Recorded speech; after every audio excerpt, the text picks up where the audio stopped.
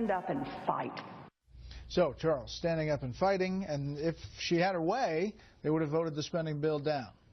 Spectacular hypocrisy, a festival of hypocrisy. And, of course, the media loves it when it's a liberal Democrat who leads the fight. She's a principled politician, whereas when it's a Ted Cruz, he's a terrorist, essentially.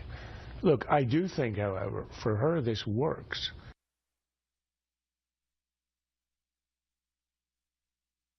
Okay, ladies and gentlemen, we will have to see if this indeed works or not. Joining us now is Daniel Halper, online editor of the Weekly Standard and author of Clinton, Inc., The Audacious Rebuilding of a Political Machine. Hello, Daniel. Hey, Steve. How are you? I'm fine, thank you. Okay, so a lot of people that support Elizabeth Warren, they got all excited because she did an interview with NPR, and 4 times she said, I am not running for president. She didn't say, I will not run for president. So let's start there. Before we get to the 300 former Obama staffers that are lining up to get behind Elizabeth Warren, do you think she's going to run? I think she's thinking about it more than she lets on. Look, in the NPR interview, if you read the transcript and you listen to it, it's pretty clear that the interviewer is trying to say, will you ever run? Are you completely ruling out a run this time? And she continues to say, I am not running. What that means is she's not running today.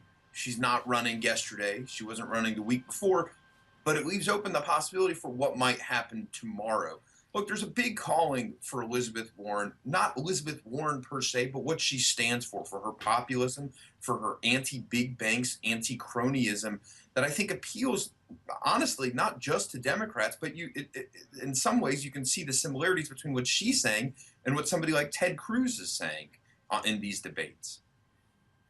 Right, and we saw them both on the floor of the Senate against this ridiculous spending bill. But what's with the 300 Obama staffers who wrote a letter, who made their names public, who were in support of Elizabeth Warren?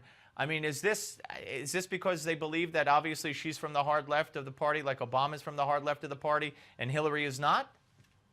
I don't think it's a left-right thing. I think they don't think Hillary is the right person for the job. And look, there's 300 people, so they all have their own reasons, presumably. But I think overall, we can understand it to mean that they don't think Hillary's the right person for the job necessarily, and that they want other options in the race. Now, it's very bold to go against the Clintons so publicly, to put your name as a Democratic operative and to say, I am against Hillary Clinton. So it takes a certain amount of courage for these people to do what they're doing.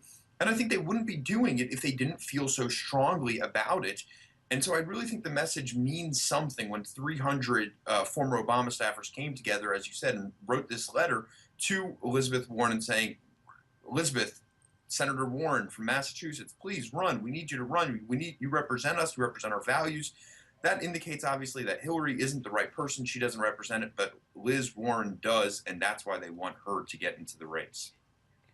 Is it possible that Hillary's place in history will be the woman who lost twice in her attempt to become president? Once to the party's first black candidate, and once to the woman's first female candidate?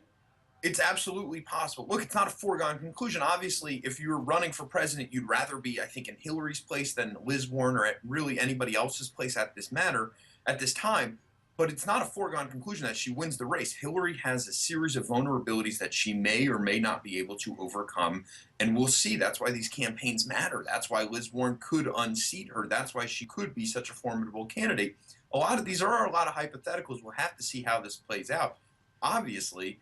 But I don't think former Obama staffers would strike unless they thought there might be a little blood in the water, unless they thought it was possible, just as I'm suggesting that I think it's possible that Hillary Clinton could lose the nomination. Or, in the smaller chances, she could just ultimately decide that she doesn't want to be a two-time loser, that it would be hugely embarrassing. And what does she need it for? She has a pretty good life. Things are set for her. She has enough money. She has enough houses. She has enough mortgages. She's no longer broke. She can be on her own, and she doesn't need it anymore. And perhaps most importantly, she gets 300 grand a speech, at least for now, and she gets the right crackers and the right pillows and everything else that she demands. Exactly. I mean, look, the most obvious thing is she is doing everything she would be doing if she's running for president of the United States. That's a fact. It's also a fact that she's doing everything that she would be doing if she's not running for president of the United States, trying to milk it for as long as possible, trying to get a larger speaking fees on the assumption that she's running, even if it matter. But it is both cases are true that she is doing what she would be doing if she's running, or if she's not running, which leads some people to believe that she's not running. Ultimately, I think she does run. I think she can't not run. I think it's in her blood. I think it's something that she's wanted for a long time. That's who she is. That's what she stands for. This is like her DNA would be so contrary to everything we know about her. Gotcha. All right, Daniel, we'll wait and see. I appreciate it, sir. Daniel Halper, Weekly Standard, thank you. We'll be back with James Toronto.